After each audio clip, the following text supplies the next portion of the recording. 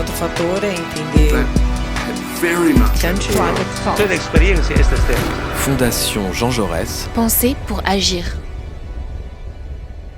Donc bonjour à tous, je suis Anne Gadel, membre de l'Observatoire Afrique du Nord, Moyen-Orient de la Fondation Jean Jaurès. Je suis extrêmement heureuse de retrouver tout le monde cet après-midi pour enregistrer ce webinaire sur le Liban. Webinaire qui, en fait, inaugure un cycle de réflexion consacré au Liban au sein de l'Observatoire. Donc, je suis avec mes collègues Farid Vahid, qui est le directeur de l'Observatoire, et Margot Bonnet, qui est membre de l'Observatoire comme moi.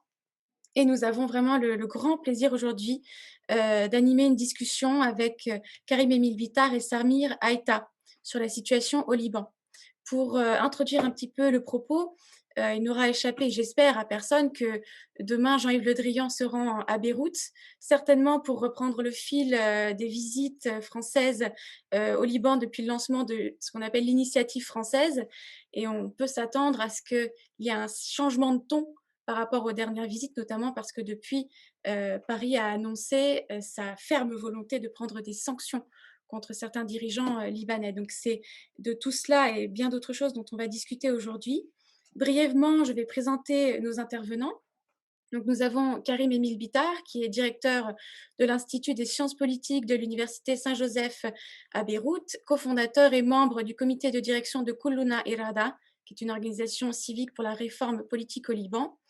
Il est ancien élève de l'ENA, diplômé de Sciences Po. Il a également étudié à McGill et à Harvard. Il enseigne à l'USJ, à l'École normale supérieure de Lyon. Il est également Associate Fellow au Geneva Center for Security Policy et vice-président du Cercle des économistes arabes, en plus d'être l'auteur de nombreux ouvrages et articles académiques. Pour discuter avec lui aujourd'hui, le président du Cercle des économistes arabes, Samir Aïta, qui est également ancien rédacteur en chef du Monde diplomatique des éditions arabes de 2005 à 2013. Samir Aïta est, lui, né en Syrie. Il est ancien élève de l'École polytechnique et de l'École nationale des ponts et chaussées. Il a également étudié à l'EHESS et à HEC. La liste est longue, donc j'essaye d'être brève. Il a commencé sa carrière au sein du commissariat à l'énergie atomique. Dans les années 90, il a travaillé dans des groupes privés dans l'économie et la technologie de l'information. Et il a été pendant 2 ans conseiller du président de la Société Générale au Liban. Il est actuellement expert économique auprès de différentes organisations internationales comme UN Habitat, UNDP, l'OCDE et j'en passe. Donc, au Liban, la situation est assez catastrophique. Malheureusement, comme chacun le sait, le pays traverse la pire crise de son histoire. Je pense qu'on peut le dire sans problème. C'est une crise économique assez multiforme qui est aggravée par la pandémie. Le PIB s'est contracté de plus de 40% au cours de cette crise. Le chômage atteint également plus de 40% de la population active, mais peut-être que M. Aïta pourra nous donner des précisions à cet égard. Et la dette publique dépasse les 170% du PIB. Et d'ailleurs, en mars 2020, le pays s'est déclaré en défaut de paiement sur sa dette publique. Au plan financier, la livre a perdu 90% de sa valeur depuis septembre 2019. Les denrées les plus essentielles et les services les plus essentiels à la survie, on va dire, ne sont plus abordables, comme l'électricité, l'eau, etc. Et puis 50% des Libanais vivent actuellement sous le seuil de pauvreté. Tout cela sur un fond de crise politique durable depuis octobre 2019, au moment où le peuple libanais descend dans la rue pour protester d'abord contre des taxes supplémentaires et puis appelant en fait à la refonte totale du système politique au Liban. À l'heure où on parle, il n'y a plus aucune confiance au Liban, ni d'un point de vue économique, ni d'un point de vue politique. Et c'est donc là-dessus que, sans transition, j'enchaîne avec la première question qui est dirigée à Karim Bitar, mais évidemment, c'est une discussion. Donc, Samir Aïta, évidemment, n'hésitez pas à rebondir. Donc, ça fait maintenant plus de 6 mois, ou à peu près 6 mois, que Saad Hariri doit former un gouvernement et que Hassan Diab se retrouve à gérer les affaires courantes. Lassé de l'attentisme de toutes les parties et un peu des calculs d'épicier des uns et des autres pour former un gouvernement, il invoque l'inconstitutionnalité de cette situation dans laquelle il se retrouve et appelle à ce que le Parlement prenne en main un peu les choses, prenne ses responsabilités et mette à l'ordre du jour ces questions d'inconstitutionnalité, espérant dénouer la crise institutionnelle au Liban. Est-ce que vous pouvez, nous en parler, Karim? Et n'est-ce pas une sorte de façade pour, masquer, comme je le disais, une espèce d'inertie absolument voulue de la classe politique libanaise, pour former ce gouvernement actuellement? Oui, c'est tout à fait ça. Je voudrais commencer par remercier chaleureusement la Fondation Jean Jaurès, Farid Vaïd, Margot Bonnet et surtout vous, Anne Gadel, pour avoir pris l'initiative d'organiser ce séminaire et ce cycle de réflexion, car comme vous l'avez dit, nous sommes en présence d'une crise qui est multidimensionnelle, qui est inédite dans l'histoire du Liban, parce que c'est à la fois une crise économico-financière absolument gigantesque qui a fait suite à l'effondrement de cette pyramide de Ponzi, comme l'a dit le président Macron lui-même, et une crise institutionnelle, une crise de régime, cette fameuse démocratie consociative qui caractérisait le Liban depuis la fondation de l'État du Grand Liban en 1920, le mandat français, et surtout depuis l'accès du Liban à l'indépendance en 1943, ce qui était au départ un pacte de minorités associées, un système censé rassurer toutes les minorités dans le cadre d'un système qui était celui d'une démocratie parlementaire, certes imparfaite, mais qui avait du moins les apparences d'une démocratie libérale, s'est transformé en un système oligarchique, en une sorte de vétocratie, en un système contrôlé par 5 ou 6 leaders communautaires. Et ce système n'a plus rien de démocratique. Il n'y a plus de démocratie à l'échelle nationale. Il n'y a pas non plus de démocratie intracommunautaire, car ces leaders confessionnels n'acceptent plus la moindre de contestation à l'intérieur de leur communauté, et à l'intérieur même de chacun des partis politiques, il n'y a pas non plus d'alternance. Les principaux partis politiques au pouvoir au Liban, ces 5 ou 6 partis communautaires, ont à leur tête une figure qui est très souvent présente depuis 20 ou 30 ans, ou qui a succédé à son père, qui était présent depuis des générations. Donc nous sommes véritablement en présence d'un système à bout de souffle, avec des nouvelles générations qui se sont exprimées dans ce mouvement de protestation qui a débuté le 17 octobre 2019, un mouvement transcommunautaire, un mouvement dans lequel la nouvelle génération libanaise s'est retrouvée, un mouvement qui, pour la première fois dans l'histoire du Liban, a mobilisé près de 2 millions de personnes dans toutes les villes du nord au sud. Précédemment, dans l'histoire, c'était souvent à Beyrouth et dans le centre-ville de Beyrouth qu'avaient lieu les grands mouvements de révolte, de protestation. Cette fois-ci, ça a été un mouvement décentralisé. Et à côté de cette crise systémique, cette crise de régime, cette crise institutionnelle, nous sommes en présence d'une mafia politico-financière avec une petite oligarchie qui a capté l'essentiel des ressources du pays, et il y a un véritable bras de fer avec des intérêts privés et catégoriels représentés notamment aujourd'hui par l'Association des banques du Liban, qui mène des campagnes de lobbying très intenses, car le principal débat aujourd'hui, c'est celui de la répartition des pertes. Le plan de sauvetage économique qui a été élaboré avec l'aide de la banque Lazare a chiffré les pertes à environ 84 milliards de dollars. Donc aujourd'hui, les avoirs des Libanais dans les banques sont gelés, les Libanais n'ont plus accès à leur épargne, à leurs dépôts, et la grande question est de savoir comment vont se répartir les pertes. Exactement. Pardon Karim de vous interrompre, exactement, on va venir aux aspects économiques de la crise et on va en parler, j'espère en détail avec Samir aussi et pardon de vous interrompre, mais on voulait vraiment avoir votre point de vue, votre analyse sur le blocage institutionnel. Et en fait, si vous voulez, le jeu entre ces différents leaders confessionnels dont vous avez parlé précisément, ce jeu aussi qui se joue avec le Hezbollah qui, depuis pas mal d'années, s'est placé au centre de l'équation politique libanaise. On aimerait vraiment bien avoir votre analyse de politiste sur ce point-là en particulier pour ensuite développer les aspects plus économiques de la question. Oui, je vois. Alors, comme très souvent dans l'histoire du Liban, ce blocage institutionnel vient de la projection de conflits externes sur une situation interne qui est naturellement conflictuelle. Nous sommes dans la situation classique d'en attendant Godot. Très longtemps, on nous a dit il faut attendre le résultat des élections américaines pour que la situation au Liban se débloque et que pour vous ayez un gouvernement. Ensuite, on nous a dit il faut attendre l'investiture de Joe Biden le 20 janvier. Ensuite, on nous a dit il faut attendre que les négociations américano-iraniennes s'enclenchent et qu'on en voit les premiers fruits.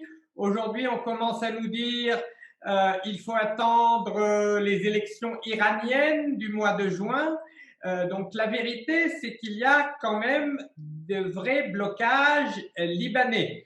Il y a une classe politique qui se comporte comme des cancres dans une cour de récréation, qui n'ont pas encore saisi l'ampleur du drame historique que nous vivons et qui continuent de se chamailler autour de parts et de prébendes. Donc aujourd'hui, depuis 2 ou 3 mois, nous sommes encore en train de discuter du tiers de blocage que réclamerait le président de la République et son gendre, de la nomination par le Premier ministre d'un certain nombre de ministres technocrates chrétiens qu'il voudrait nommer lui-même, alors que le président de la République, n'ayant pas encore intégré que les accords de Taïf ne lui laissent plus les mêmes prérogatives qu'autrefois, voudrait nommer lui-même tous les ministres chrétiens. Donc depuis 2 jours, il y a des rumeurs comme quoi Saad Hariri, lassé par un tel délai et n'ayant pas réussi à revenir en grâce auprès de ses anciens parrains saoudiens, penserait sérieusement lâcher l'éponge. C'est la nouvelle de ces dernières 24 heures, 24 à 48 heures. Mais en effet, comme vous l'avez dit, cela fait 6 mois que ces 2 camps se renvoient la balle sous le regard du Hezbollah qui n'a pas vraiment pris parti dans ce débat. La grande ironie de l'histoire, c'est que le Hezbollah est aujourd'hui un allié de Saad Hariri, alors que théoriquement tout devrait les opposer. Saad Hariri a fait énormément de concessions, tant et si bien qu'il est débordé par les faucons sunnites, il est débordé sur sa droite, et les Saoudiens lui reprochent d'avoir été trop conciliant envers le Hezbollah, et le Hezbollah cherche à ménager aussi bien le président de la République, qui est son allié, que Saad Hariri, qu'il a contribué à nommer comme Premier ministre.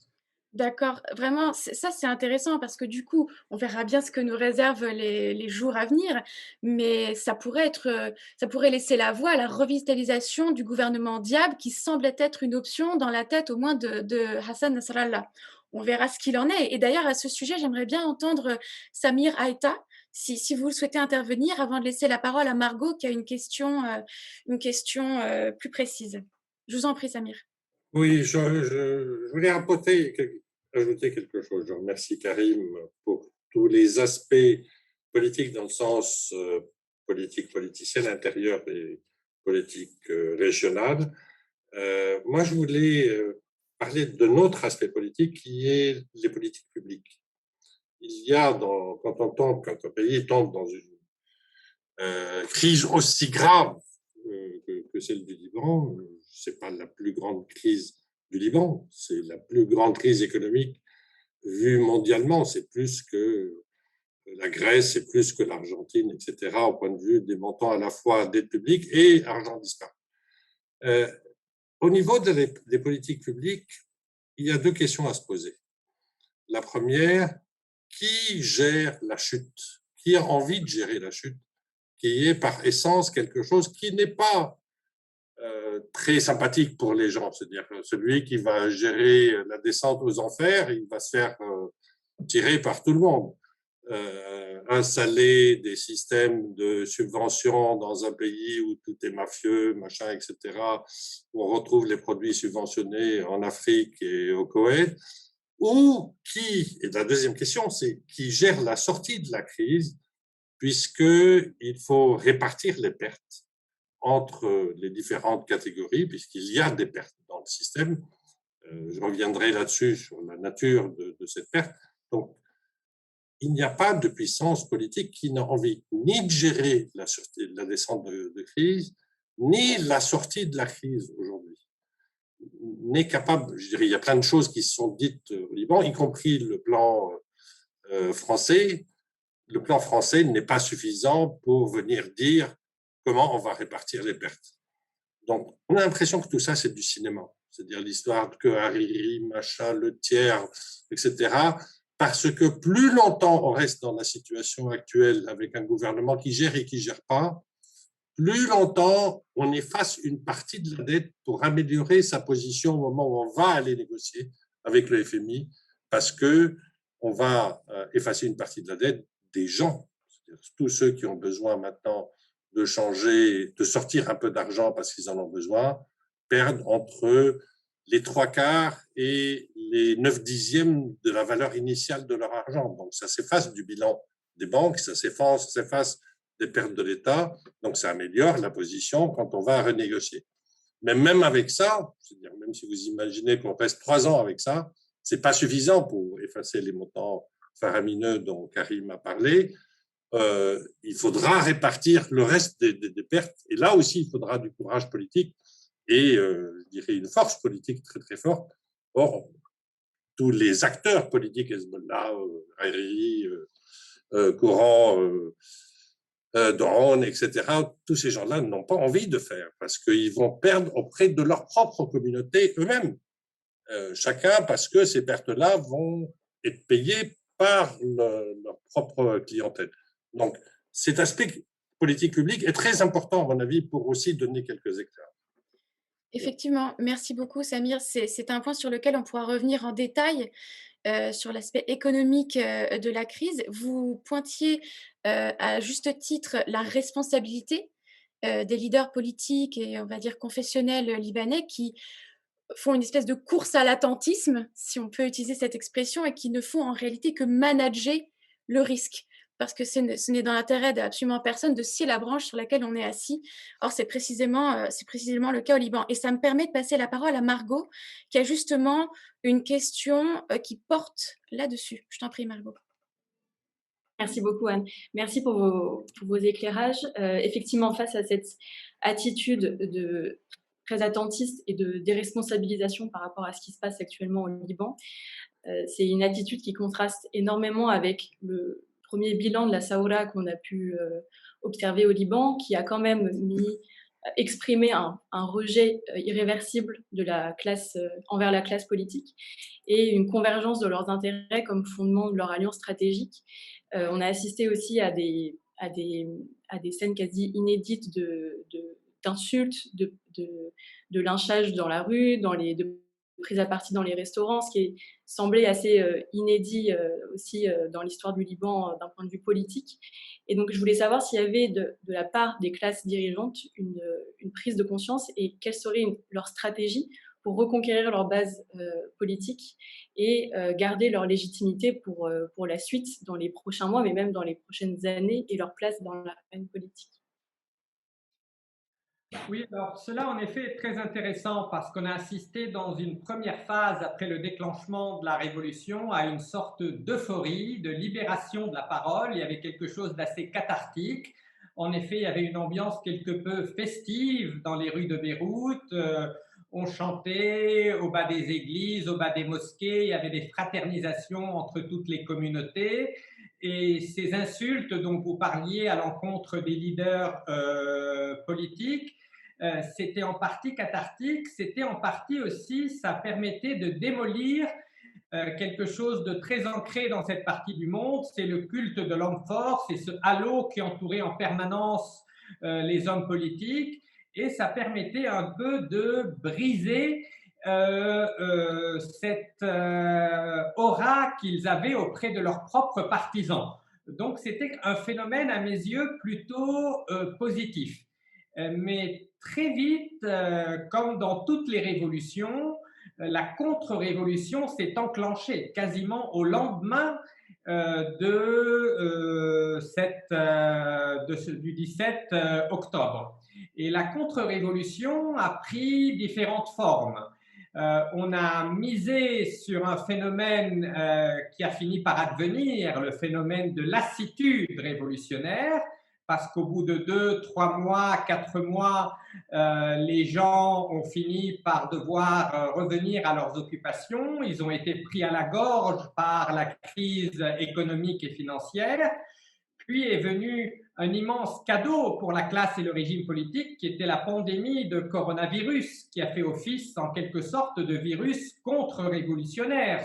Soudainement, les gens se sont retrouvés confinés chez eux, ils n'avaient plus la possibilité de se réunir dans des agoras, dans des espaces publics pour organiser cette opposition qui était une opposition très hybride, une opposition qui venait de toutes les régions du Liban, qui rassemblait des gens de droite, de gauche, qui rassemblait des gens qui avaient quitté leur parti politique, qui avaient fait défection, etc.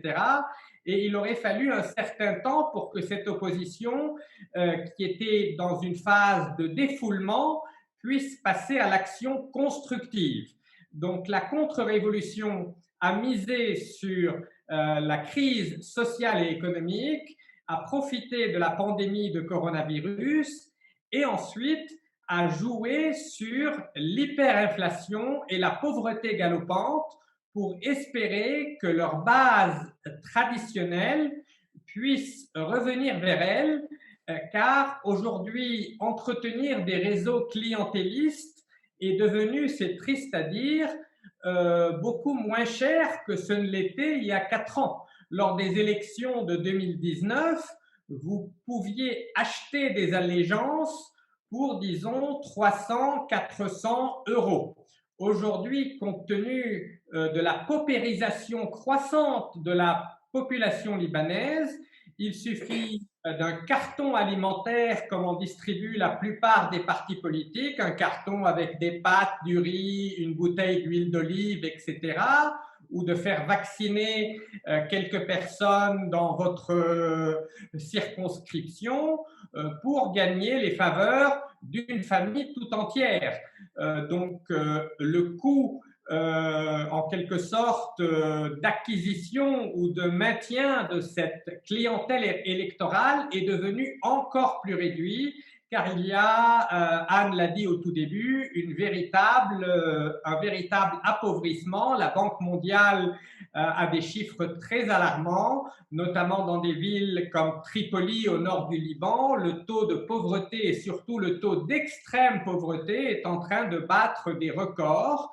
Et nous risquons de voir, si les élections prévues en 2022 se tiennent effectivement, ce qui n'est pas encore garanti, de voir revenir tous les milliardaires, tous les partis politiques et les actionnaires des grandes banques qui ont aujourd'hui réussi à faire sortir leur fortune à l'extérieur du Liban. On risque de voir ces capitaux revenir au Liban dans l'objectif de se racheter à peu de frais une clientèle électorale et de revenir en force au Parlement en étouffant les voix de tous ces activistes, de tous ces jeunes assoiffés de changement qui rêvaient d'un nouveau Liban qui soit fondé sur plus de justice sociale, sur un rejet du communautarisme et sur un étouffement de cette oligarchie politico-financière. Merci Karim et vraiment merci Margot pour ta question. En fait, ce que vous dites Karim, vous pointez du doigt cette relation incestueuse qui existe entre la classe politique et puis la classe financière, économique, notamment parce qu'on appelle la bancocratie le parti des banques, et ça me permet de faire une transition extrêmement subtile vers les aspects plus économiques du webinaire. Et du coup, je m'adresse en particulier à Samir Aïta dans ce cadre, mais évidemment, on conserve ce jeu de ping-pong, cette discussion fluide entre nous. Samir, on a brossé en introduction, et puis Karim vient d'en parler, un tableau de la situation économique absolument catastrophique au Liban. Une chose qu'on aimerait bien comprendre en premier lieu, c'est exactement quels sont les mécanismes derrière la crise de liquidité qui a actuellement cours au Liban. Pourquoi est-ce qu'un Libanais ne peut plus retirer, comme il le veut, ses avoirs des banques libanaises, ou pourquoi il ne peut plus transférer ses avoirs dans la mesure où il le souhaite? Et puis ça me permet aussi d'aborder le jeu des banques privées libanaises, ce jeu qui se joue entre elles, la Banque du Liban et l'État libanais, notamment sur les procédures d'audit qui avaient été engagées par le gouvernement Diab. Et enfin, peut-être pour finir, on pourra parler de ce que je viens d'évoquer, la bancocratie ou le parti des banques, comment ça fonctionne au Liban et comment en fait tout ce système s'est construit sur un mécanisme qu'on qualifie de Ponzi. Une question un peu large, mais qui, comme vous le voyez, se recoupe. Je vous en prie, allez-y. Merci. Je vais commencer par répondre en rebondissant sur la question d'avant. Une des choses marquant la réussite de la contre-révolution au Liban, c'est qu'on propose aujourd'hui comme Premier ministre la personne qui a dû démissionner au moment de la crise, donc qui est responsable de la crise, et qui en plus est actionnaire majoritaire de la 3e ou 4e banque au Liban. Donc il y a un conflit d'intérêts ici, je dirais. Et le fait qu'on ait poussé celui-là et qu'il n'y a que celui-là comme solution paraît complètement bizarre. Exactement. Pour revenir aux origines de la crise, il y a en fait plusieurs problèmes. Il y a le problème que le Liban s'est installé dans un système d'augmentation de la dette publique depuis sa sortie de guerre. On emprunte, avec un système qui permet, je dirais, d'augmenter cette dette jusqu'à 180% ou 200%. Ça dépend comment on va faire la comptabilisation du PIB, ce qui est énorme à l'échelle mondiale. Mais ce qui faisait tenir le système, c'est que ce sont les banques libanaises qui étaient détentrices de la majorité de la dette publique. Ce n'était pas comme dans le cas de la Grèce, des dettes vers l'extérieur, vers des banques françaises ou allemandes, etc., comme le cas de la Grèce. Donc ça, c'est un premier problème, donc de soutenabilité économique du Liban dans le sens général, peu importe le problème de la. Il y a un second problème qui est ce fameux schéma de Ponzi créé essentiellement par la Banque centrale et pas les banquiers eux-mêmes, puisque la Banque centrale a permis d'avoir des dépôts en devises directement aux Libanais, ce qu'on ne peut pas faire en France, par exemple, ni dans pas mal de pays, et en maintenant un taux de change fixe pendant très très longtemps, et en offrant, vu les difficultés financières au fur et à mesure que ce schéma se construit, en maintenant des taux d'intérêt très élevés.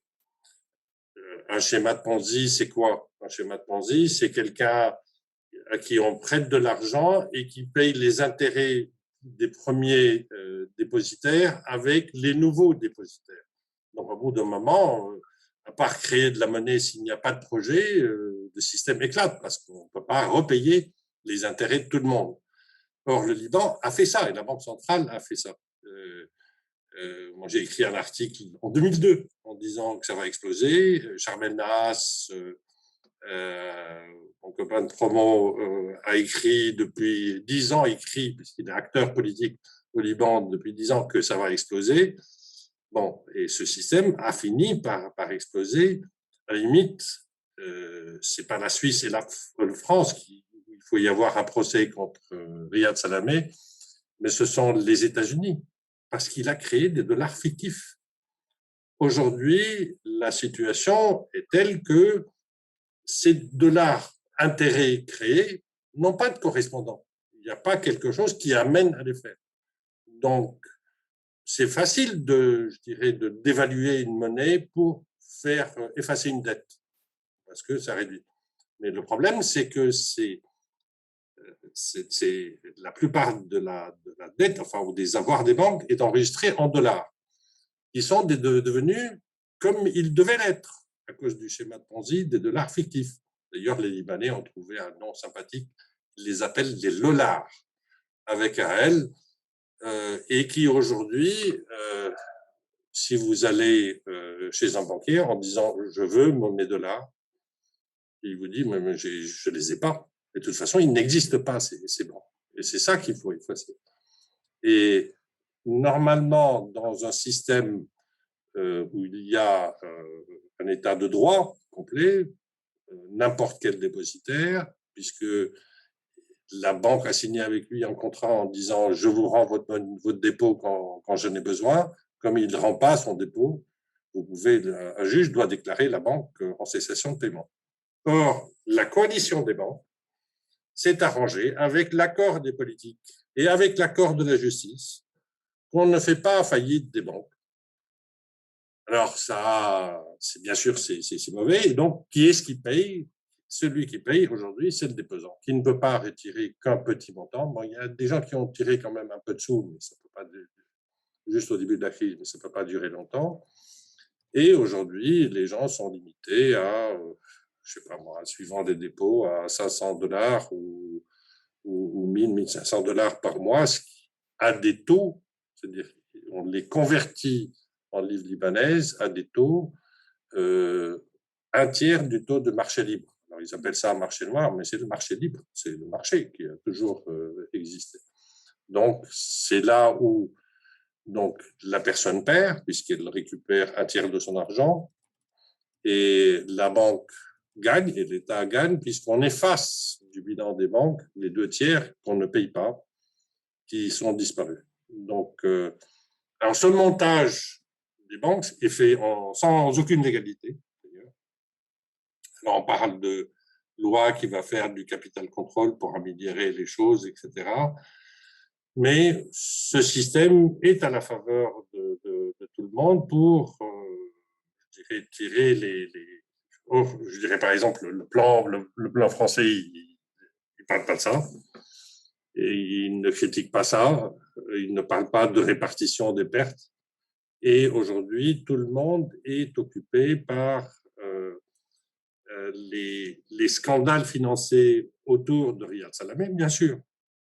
Avec la grande différence, c'est que c'est la justice suisse, c'est le procureur de la République suisse qui fait entente en procès contre Riyad Salamé pour détournement de fonds, alors que c'est une association en France qui s'approche de la justice. Et ça, c'est une grande différence au point de vue de la chose. Or, s'il y a blanchiment, tous les pays doivent considérer ça comme blanchiment. On est dans une situation où, en résultante économique, le niveau de vie des Libanais a été divisé par un facteur 10, parce que l'inflation était même plus importante que la chute monétaire. C'est catastrophique. On a créé un système de multiples taux de change qui a permis, dans un pays où personne ne contrôle quoi que ce soit, où il y a plein de clientélisme vis-à-vis et des banquiers et des importateurs. Imaginez qu'il y a par loi 5 importateurs exclusifs de médicaments au Liban. Par loi. Personne d'autre ne peut importer de médicaments, même pas des génériques. Donc, tous ces gens-là jouent avec les multiples taux de change suivant s'il est subventionné ou pas, sachant que les hommes politiques, certains grands banquiers, ont sorti leur argent du Liban, même après que ce contrôle des capitaux imposé par les banques a été installé, ce qui a aussi, y compris le gouverneur de la Banque centrale, ce qui a créé un problème très fort aujourd'hui qu'on ne sait pas résoudre, puisque la justice libanaise n'est pas à même de traiter ça complètement. Alors, bon, comment sortir de la crise, c'est une autre chose, mais on est aujourd'hui devant un choc très brutal pour les Libanais. Les Syriens ont vécu quelque chose de similaire pendant 10 ans de guerre, mais c'est venu graduellement pendant 10 ans, et avec des bombes, etc. Bon, on supporte. Mais là, la chute pour les Libanais est extrêmement brutale. En l'espace de 8 mois, vous descendez votre niveau de vie d'un facteur 5, 10, c'est catastrophique. Exactement. La chute, la dégradation économique a été brutale et en plus, elle est assortie, comme vous venez de le souligner, d'un déni de démocratie absolument flagrant, notamment parce que voilà, tout ça est fait en dehors du cadre d'une loi sur le contrôle des capitaux et du coup, voilà, c'est comme vous le soulignez, c'est eux qui... C'est pas seulement le mot démocratie, excusez-moi. Oui, dites-moi. C'est la perte de confiance dans l'État. Il faut qu'il y ait un projet de sortie de la crise, mais à travers l'État, pas en tant que clan, communauté, etc.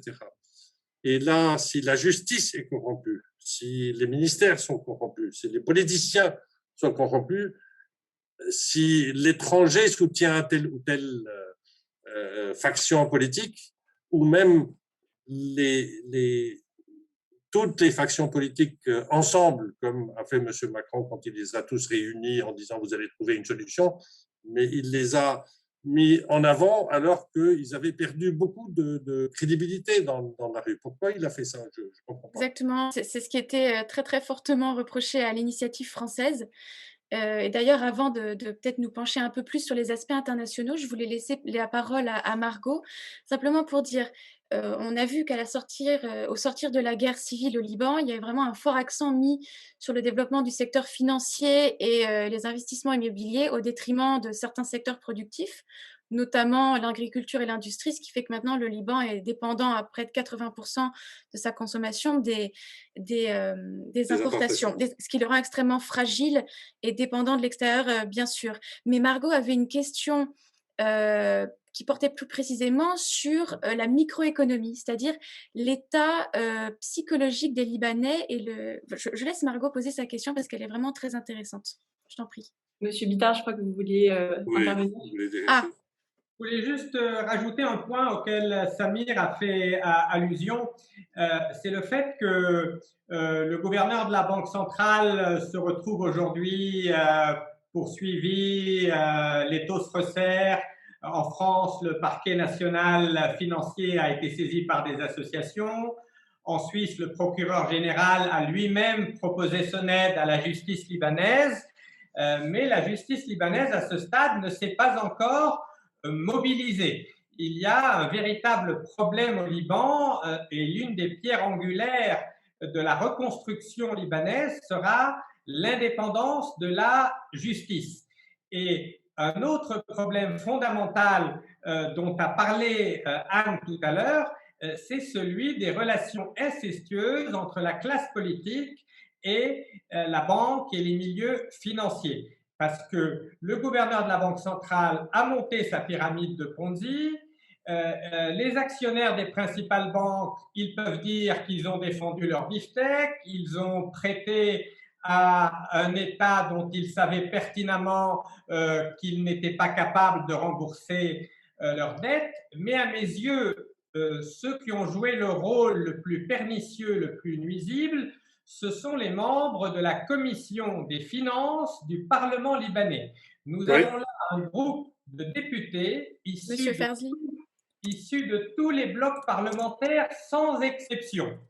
Et ce groupe de députés, qui étaient aux abonnés absents pendant les 15 dernières années, lorsque le Liban n'avait pas de budget ou lorsque le Liban votait des budgets à la sauvette avec des tas de cavaliers budgétaires complètement surréalistes, soudainement, lorsque les banquiers se sont retrouvés dans le collimateur, lorsqu'il y a eu ce plan Lazare, cette tentative de protéger les Libanais les plus faibles, les plus défavorisés, cette fameuse commission des finances s'est mise en surchauffe pour protéger ses intérêts privés et catégoriels, sachant que la quasi-totalité des membres de cette commission des finances sont parallèlement actionnaires des principales banques privées du pays, et ils ont commencé à fignoler sur les chiffres, alors même que le Fonds monétaire international est sorti de sa réserve, non pas une fois, non pas deux fois, mais 3 fois, ce qu'ils font très rarement. Le Fonds monétaire international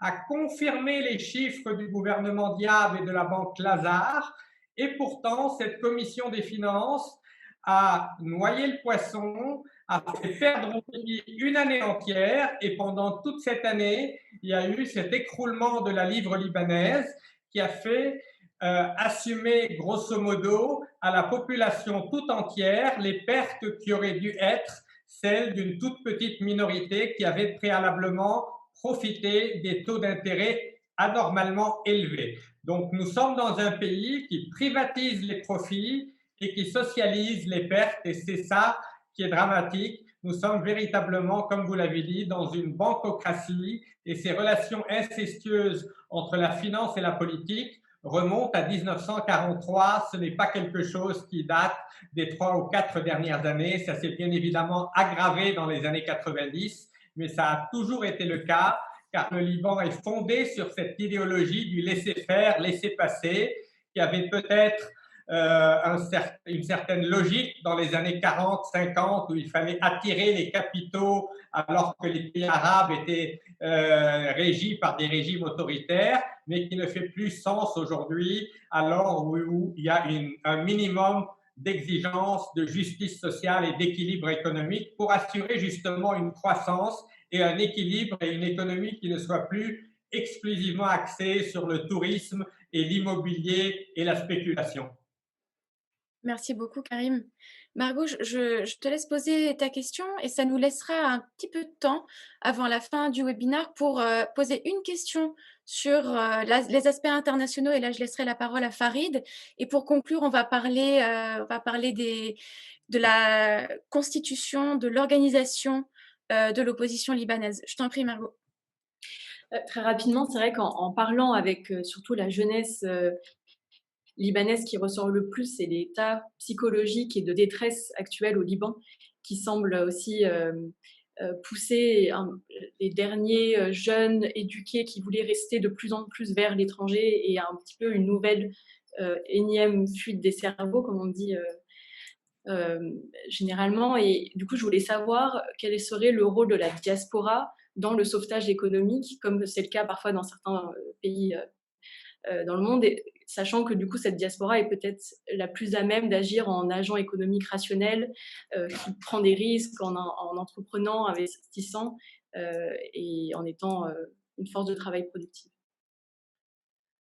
Alors, la diaspora peut jouer un rôle absolument fondamental parce qu'elle n'est pas sujette aux pressions des partis politiques, elle n'est pas soumise au clientélisme, elle s'est quelque peu émancipée du confessionnalisme, même s'il faut rappeler que les clivages politiques sont également présents au sein de la diaspora. Il ne faut pas non plus penser que lorsqu'on quitte le pays, on s'affranchit totalement de ses appartenances politiques.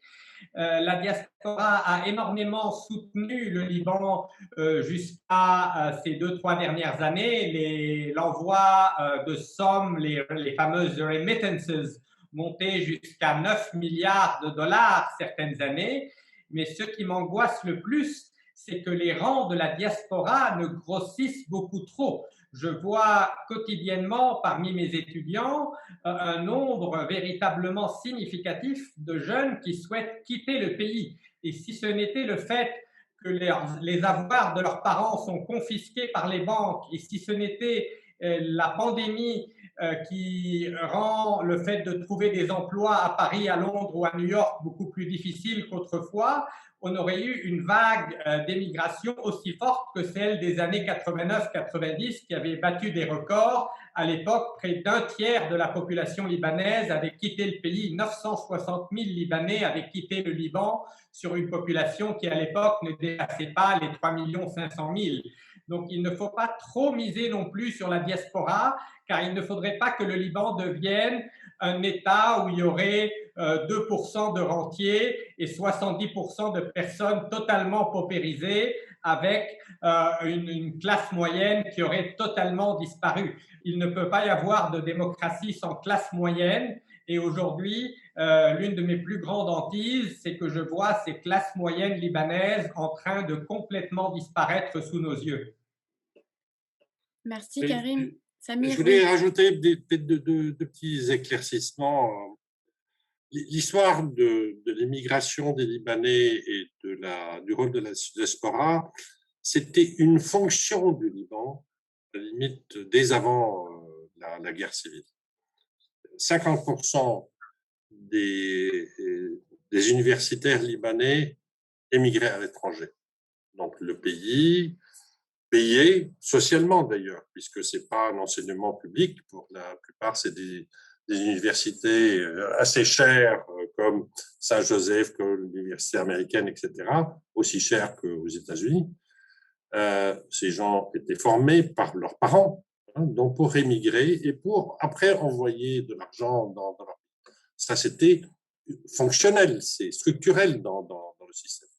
Et ces Libanais, bien sûr, ils envoyaient de l'argent à leur famille, mais ça, c'est une petite part, mais aussi beaucoup étaient intéressés par le schéma de Ponzi de monsieur le gouverneur de la Banque centrale, puisque dans les 9 milliards ou 7 milliards par an, il y avait peut-être 2 ou 3 milliards qui étaient des vrais remittances, c'est-à-dire transferts à la famille, et puis le reste, essayer d'avoir, vous imaginez, il donnait en début 2019 un taux sur les dépôts en dollars de 15%. De 15%, alors que les taux mondiaux sont autour de 1, et même négatifs dans certains cas. Donc, c'est cet aspect structurel qui ne peut plus fonctionner. Alors, c'est vrai que les Libanais jeunes ont envie de sortir, mais surtout, personne n'a envie d'envoyer de l'argent aujourd'hui au Liban. Et si le système continue, on va avoir un problème avec les banques libanaises parce que, je dirais, ce qui a été déposé est déposé, mais ce qui est envoyé aujourd'hui est envoyé quasiment hors du système bancaire et directement aux familles, etc. Donc, ce qui peut mettre, je dirais, en difficulté l'ensemble du système financier qu'il faut changer de toute façon. Merci Samir. Je passe donc au rôle des puissances extérieures. On fait souvent référence au Liban, malheureusement, en parlant de lui comme d'un État tampon qui serait maudit, donc un pays qui serait tributaire en interne des aléas et des bouleversements géopolitiques et des intérêts politiques d'autres pays. C'est malheureusement le cas depuis plusieurs années, tout au cours de son histoire récente. Et c'est très frappant actuellement. Karim parlait de tergiversation. On attend une initiative française et ses différents avatars, les résultats de l'élection américaine, les résultats de l'élection iranienne, etc., pour se positionner sur l'échiquier politique et attendre des ordres de son sponsor extérieur. À ce sujet, je crois que Farid, tu avais une question qui portait principalement sur le rôle de l'Iran et du Hezbollah, car tu es spécialiste de l'Iran. Je t'en prie. Oui, j'avais une question assez courte au sujet du rôle de l'Iran au Liban. Bon, d'abord, c'est vrai que l'élection américaine et la victoire de Biden changent considérablement la donne, en tout cas pour l'Iran. Un retour effectif des États-Unis au JCPOA peut permettre à l'Iran de redresser sa situation économique et de reprendre ses ambitions régionales de manière plus active. Après, moi, je pense à propos des élections en Iran, la situation, de toute façon, ne changera pas dans la région parce que, bon, c'est pas vraiment le ministre des Affaires étrangères, le président de la République en Iran qui décide de la politique étrangère de l'Iran, c'est plutôt les gardiens de la révolution, le Haut Conseil à la sécurité nationale. Après, moi, ma question sur le Liban, c'était de comprendre exactement le réel influence de l'Iran au Liban, parce qu'on parle souvent de cette influence ou du poids du Hezbollah. Quelle est aujourd'hui au Liban vraiment la présence iranienne? Est-ce qu'il y a une présence économique ou militaire? Est-ce qu'à part le discours idéologique anti-israélien, il y a une affinité entre les chiites du Liban et l'Iran? Et aussi, là, on a vu que récemment, des Iraniens, des responsables iraniens et saoudiens ont négocié à Bagdad. Est-ce un éventuel rapprochement entre l'Iran et l'Arabie saoudite peut être bénéfique pour le Liban? Peut-on considérer une conférence internationale avec la présence, par exemple, de l'Iran, de la France, de l'Arabie saoudite et du Liban? Ou est-ce que vous pensez que ça n'aura de toute façon aucun effet et ces pays ne seront pas capables de s'entendre et les rivalités au Liban sont trop fortes pour que l'Iran et l'Arabie saoudite se mettent d'accord sur une sortie de crise géopolitique?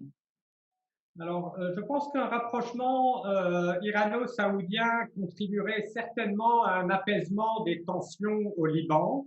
Mais jusqu'à présent, parmi le peu d'informations qui ont fuité des négociations qui ont pu avoir lieu à Bagdad entre l'Iran et l'Arabie saoudite, il semblerait que ces deux pays trouvent plus facilement un terrain d'entente au Yémen et même en Irak qu'au Liban. Les Iraniens sont très réticents à lâcher du lest sur le Liban parce que pour eux, le Hezbollah, ça demeure le joyau de la couronne. C'est un mouvement dans lequel ils ont énormément investi ces 15-20 dernières années. Ils ne sont pas prêts à lâcher le Hezbollah Et comme vous le disiez, le Hezbollah est directement rattaché au gardien de la révolution et c'est Meydan qui prend véritablement les véritables décisions. Ce n'est pas Jawad Zarif ni le président de la République, quel qu'il soit. Donc, je pense que l'influence de l'Iran demeure importante au Liban, tant et si bien que chez les faucons sunnites anti-Hezbollah, certains commencent à utiliser le slogan non à l'occupation iranienne, ce qui est un slogan quelque peu problématique parce que les partisans du Hezbollah sont bel et bien des citoyens libanais. Ce n'est pas comme l'occupation syrienne où on avait des tanks syriens à tous les coins de rue. Mais c'est vrai qu'il y a une influence très importante de l'Iran sur le Hezbollah. Hassan Nasrallah lui-même reconnaît que tout son financement est un financement iranien, qu'il est intervenu en Syrie directement après avoir obtenu le feu vert, sinon l'injonction du guide suprême iranien. Donc, cette influence est de plus en plus problématique, d'autant plus qu'elle suscite en réaction un phénomène de ressentiment sunnite et une réaction de plus en plus défensive chez les autres communautés. C'est cela qui a conduit notamment le patriarche maronite récemment à demander à la communauté internationale de reconnaître une neutralité pour le Liban, ce qui n'est pas facile à mettre en œuvre. Ce qui est absolument nécessaire, c'est de dissocier le Liban de ces conflits régionaux, car le Liban a payé tout au long de son histoire un très lourd tribut à ces guerres des axes régionaux. Donc aujourd'hui, nous sommes toujours dans ces guerres par procuration, avec d'un côté un axe américano-saoudien, avec bien évidemment aujourd'hui les Émirats arabes unis et bien sûr le rapprochement avec Israël, et de l'autre côté l'axe irano-syrien qui soutient très fortement le Hezbollah, sachant qu'il y a des contradictions à l'intérieur de chacun de ces deux axes. On a vu aujourd'hui un rapprochement hier même entre l'Arabie saoudite et la Syrie. Et certains, depuis une semaine ou deux, commencent à nous dire que pour endiguer ou limiter l'influence iranienne au Liban, certains pays arabes pourraient être tentés de redonner à la Syrie une certaine influence sur le Liban. Donc l'influence iranienne est telle qu'elle pourrait conduire certains rivaux de Téhéran à se réconcilier avec la Syrie. Mais à ce jour, on peut dire que le Hezbollah demeure incontournable sur la scène libanaise et que ses liens avec l'Iran ne vont pas du tout se distendre, quelle que soit l'avancée des relations avec l'Arabie saoudite. Merci beaucoup. Samir. Je voulais rajouter 2 ou 3 remarques. Le fait que des puissances interviennent dans les politiques intérieures d'une manière très forte n'est pas seulement le propre du Liban, c'est le propre de la Syrie aujourd'hui depuis 10 ans, c'est une guerre par procuration, c'est le propre de l'Irak depuis l'invasion, enfin même avant l'invasion américaine, depuis la guerre Iran-Irak qui était une guerre par procuration entre les pays du Golfe et l'Iran. Donc, il y a dans la région la montée de certaines puissances. L'Iran, bien sûr, depuis 1979, la Turquie, notamment après la résolution de ses problèmes économiques, et souvent on néglige le rôle de la Turquie au Liban, alors que quand M. Macron y est allé, il a fait compétition avec une délégation, avec le vice-président turc qui est venu proposer le port de Mersin à la place du port de Beyrouth. Et bien sûr, les Israéliens qui jouent dans la région, le fait que l'Arabie saoudite soit une puissance régionale influente est quelque chose de discutable puisqu'elle est en compétition avec à la fois Qatar et les Émirats dans la région, ce qui la bloque d'une certaine manière dans son action. Aujourd'hui, on voit un changement un peu de cette situation à cause, comme ce que M. Farid a dit, du changement, enfin des perspectives du retour au JCPOA, mais je suppose qu'ils ne vont pas que négocier du dossier de l'uranium, de enrichi, etc., et même des fusées. Une discussion comme ça au niveau politique, c'est un nouvel équilibre régional qui va se faire. Tout ce qu'on est en train d'entendre sur la réconciliation saoudienne, iranienne, etc. Au-delà de ça, l'histoire des chiites libanais et de leur lien à l'Iran n'est pas quelque chose de banal. Il ne faut pas le prendre comme ça et le mettre juste face à face à l'influence américaine ou d'autres en disant « Ah oui, tout ça, c'est la faute du Hezbollah ». C'est pas aussi machiavélique que ça. Juste pour revenir à l'histoire, l'Iran était sunnite. Et quand elle s'est transformée en chiite, on a cherché le clergé du Liban. Donc, ce sont les chefs religieux, enfin des personnalités religieuses du sud du Liban, et ont une influence grande au point de vue culture religieuse, même en Iran, à Qom, etc., dans les grands centres. Donc, c'est quelque chose de très subtil. Deuxième chose, on parle beaucoup que Tripoli, par exemple, voulait rester rattaché à la Syrie, alors que Beyrouth et la montagne ne voulaient pas. Mais on oublie de dire qu'à la même période, le Sud-Liban, chiite, voulait se réunir avec la Syrie, majorité sunnite. Donc, il y a quelque chose de aussi très subtil dans ce jeu-là qu'on a tendance à effacer.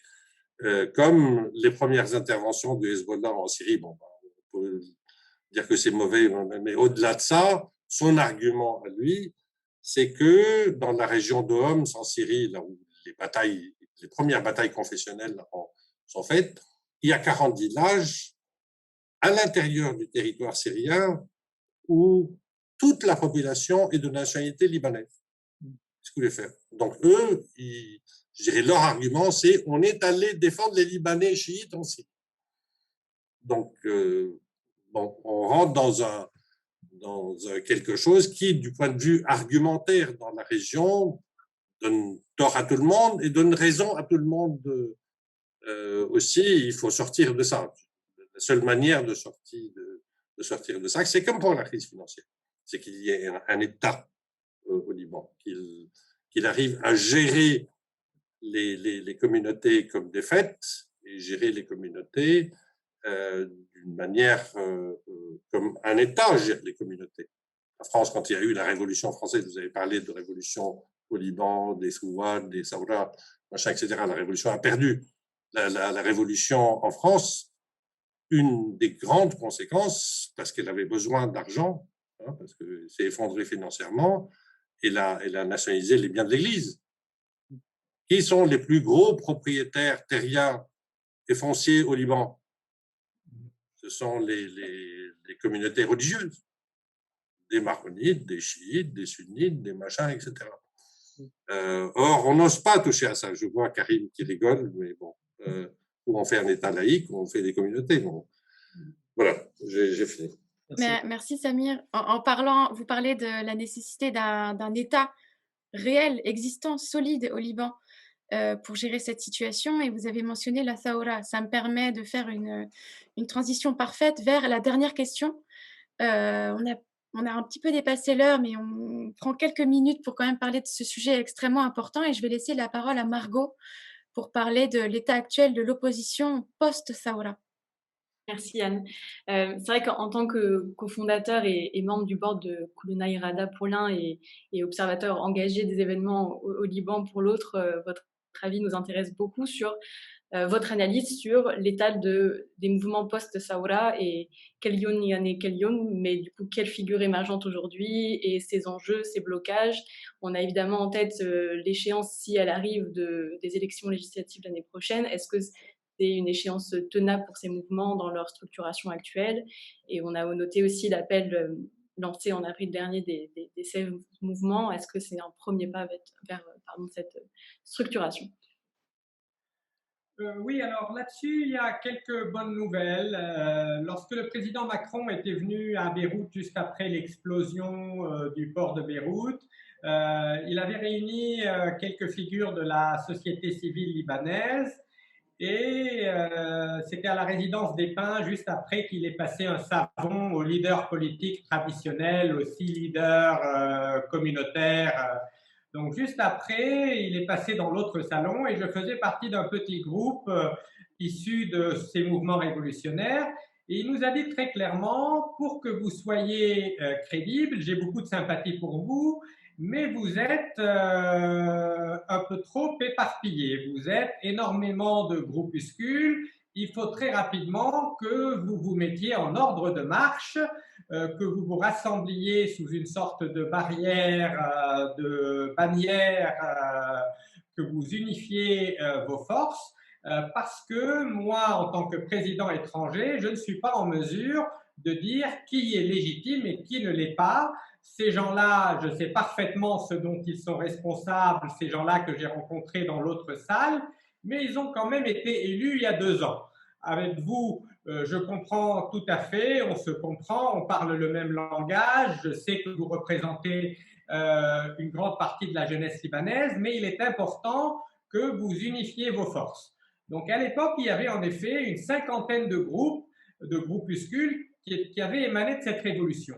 Alors depuis, il y a un grand travail qui a été fait et aujourd'hui, il n'y a plus 57 groupuscules, il y a 2 ou 3 grandes coalitions qui ont émergé. Il n'y aura jamais un seul front commun car il y a toujours des divisions sur la question de l'armement du Hezbollah, sur la question des politiques économiques et fiscales. Mais il y a eu des rassemblements très clairs qui sont nés. Un rassemblement plutôt au centre qui rassemble le Bloc national, Beyrouth Madinati, la députée démissionnaire Paula Yacoubian, un certain nombre de mouvements issus des régions du sud, du nord. Il y a une autre coalition qui va être annoncée la semaine prochaine qui regroupe l'ancien député Sami Gemayel, l'ancien député Michel Moawad, qui est un peu plus positionné, disons, au centre droit, qui est un peu plus axé sur les questions de souveraineté, hostile au Hezbollah assez ouvertement. Il y a une coalition qui va naître probablement aussi un peu plus axée à gauche, avec une figure comme Charbel Nahas du mouvement citoyen et citoyenne dans un État, avec une figure comme Oussama Saad, député de Saïda, des anciens du Parti communiste libanais. Donc ce qui est important, c'est que ces 3 coalitions du centre droit et de gauche parviennent à coordonner leurs efforts dans la perspective des élections de 2022, même s'ils ne sont pas d'accord sur tout, mettre en sourdine leurs désaccords face à ce qu'on appelle le club des 6, c'est-à-dire cette oligarchie au pouvoir, et se dire nous ne sommes pas d'accord sur tout. Lorsque nous serons au Parlement, nous aurons toute l'occasion d'étaler nos divergences sur le taux d'imposition maximal. Est-ce que ce sera à 40% ou à 10%? D'étaler nos divergences sur les questions des politiques publiques. Mais aujourd'hui, il est absolument nécessaire de ne pas se tirer dessus, de coordonner quelque peu nos efforts jusqu'à ce que nous arrivions à dégager, à sortir les sortants. Donc, de ce côté-là, ce n'est pas facile. Il y a bien sûr des problèmes d'ego, il y a bien sûr encore des divergences. Il y a une rémanence de ce vieux clivage entre le 8 mars et le 14 mars, mais il y a quand même eu un grand pas en avant dans le rapprochement entre cette galaxie des forces d'opposition. Et c'est nécessaire car du côté des forces du pouvoir, eux font bloc, ils font une sorte d'union sacrée pour empêcher justement les forces d'opposition d'émerger, et ils seraient tout à fait capables de trouver une raison de repousser au calende grec ces élections, de prétexter un problème sécuritaire, un problème économique, la pandémie. Ils ont l'habitude de repousser les élections. Entre 2009 et 2018, ils ont repoussé à plusieurs reprises, ils se sont auto-prorogés. Donc là, c'est très important pour nous quand on s'adresse à la France, aux Nations Unies, à tous les observateurs extérieurs, d'insister sur la tenue dans les dates de ces élections, car le Liban a absolument besoin de 109 au Parlement. Ce n'est pas le seul moyen, il faut également travailler à travers les syndicats, à travers les mouvements sociaux, mais les élections représentent quand même une date charnière, car autrement, il y a un véritable risque de démobilisation de la jeunesse libanaise et de dégoût et d'émigration. Merci beaucoup, Karim. Samir, vous avez le mot de la fin, très rapidement. Ah, j'espère non. Enfin, c'est à Karim de donner le mot de la fin. Je vais être très bref. Moi, je suis un homme simple dans un monde compliqué. Et Dieu sait que le Liban est compliqué. Mais dans mon esprit, il y a deux choses qui ne sont pas semblables. Il y a les mouvements de la société civile. Une société civile, c'est un contre-pouvoir. Une société civile, c'est une force de mobilisation pour un projet politique. Il y a une différence entre ça, la société civile, et un mouvement politique. Donc, dans le descriptif qu'a fait mon ami Karim, il faut voir qui est en train de construire une force politique de pouvoir alternatif dedans. Une coalition, ça ne fait pas un pouvoir alternatif. Donc, il y a à construire une force politique réelle dans ça, avec des membres, avec un engagement, avec un projet politique, avec un projet économique, comme quand on a proposé, je ne sais pas moi, le programme commun de la gauche ou autre chose. Je dirais, aujourd'hui, toutes les élections au Liban se font sans programme, sans quoi que ce soit, bon, avec une feuille, avec 5 principes, bon, ça, vous en faites quoi? Et la construction des forces politiques est nécessaire. Deuxième remarque, la bataille ne se fait pas au niveau de l'extérieur. C'est-à-dire, on ne gagne pas la bataille du Liban quand les Libanais s'adressent à la France, à la Syrie, aux Nations Unies pour dire régler nos problèmes intérieurs et c'est ça qui va faire qu'ils vont tenir les élections au bon moment, etc. Ces vieux de la vieille, les 6 qui détiennent le pays, ils sont tellement tordus que toute la chose qu'a fait M. Macron, machin, etc., il a fini par s'énerver. Donc, ils sont tordus.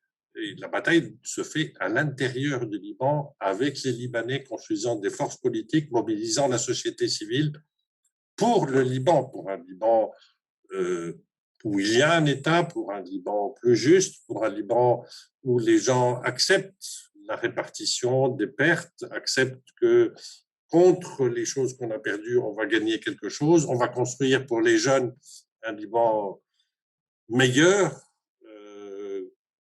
on va construire un Liban avec les autres pays parce que moi, je dirais, même si je suis biaisé, je ne pense pas qu'il y a un avenir économique du Liban sans sa participation active, pas seulement des entreprises, pas beaucoup des entreprises, mais surtout des jeunes Libanais à la construction du Liban, puisque les jeunes Syriens sont partis à l'étranger.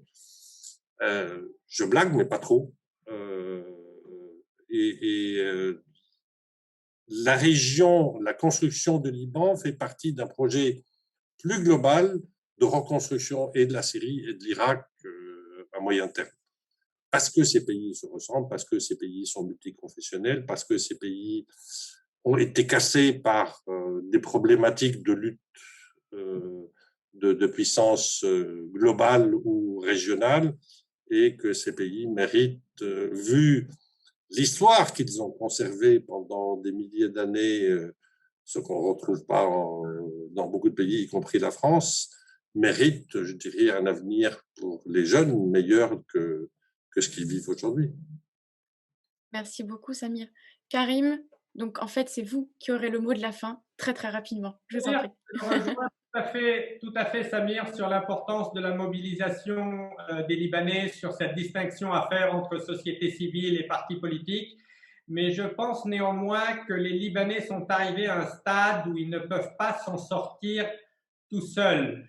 Donc, autant je suis sensible à l'argument de la souveraineté libanaise, autant je pense qu'il faut aujourd'hui faire appel à toute la communauté internationale, entre guillemets, même si je sais que ce terme est assez controversé, pour demander un gel des avoirs de toute la classe politique libanaise, des avoirs douteux. Il y a déjà des actions engagées en France et ailleurs, et pour exiger qu'on maintienne une pression intensive sur cette classe politique libanaise pour qu'ils respectent au moins les formes, que les élections se tiennent dans les délais, qu'ils arrêtent de mépriser les règles les plus élémentaires de la vie parlementaire, de la vie démocratique.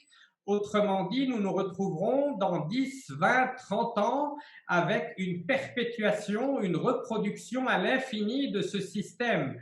Donc, nous ne demandons aucunement une interférence ou une intervention des puissances extérieures, mais il y a une responsabilité occidentale, française et américaine notamment, dans cette crise économique que nous vivons, parce que pendant des années, c'est la France, à travers l'amitié entre M. Chirac et M.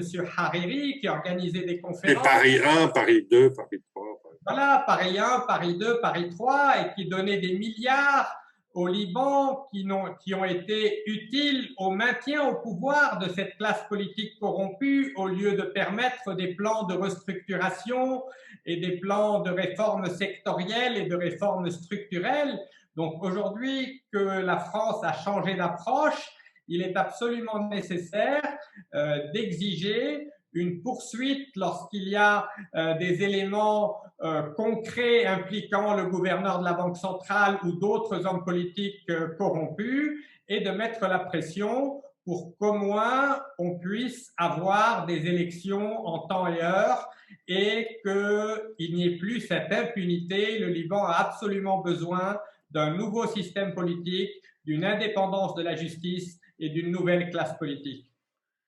Merci beaucoup, Karim. Je pense que l'appel est lancé et je pense qu'il est entendu également. Merci de terminer sur cette note très engagée, même passionnée. Tout ça pour vous dire, nous concluons. Et je vous remercie énormément, Karim et Samir, d'avoir participé à ce webinaire. Comme je vous l'ai dit en introduction, c'est l'inauguration d'un cycle de réflexion que nous menons au sein de l'Observatoire de la Fondation Jean Jaurès sur le Liban. Et dans le courant du mois de juin, tout cela sera complété par une série de podcasts qui permettront d'aller plus en profondeur sur tout un tas de sujets et qui donneront notamment pour une très large part la parole à la société civile dont on vient de discuter. Nous pouvons nous quitter sur cette note et vraiment permettez-moi de vous remercier encore énormément, chaleureusement, Karim et Samir, pour votre disponibilité. C'était très enrichissant, merci beaucoup. Merci. Et merci Farid, merci Margot, évidemment, bien sûr. Et à bientôt, j'espère.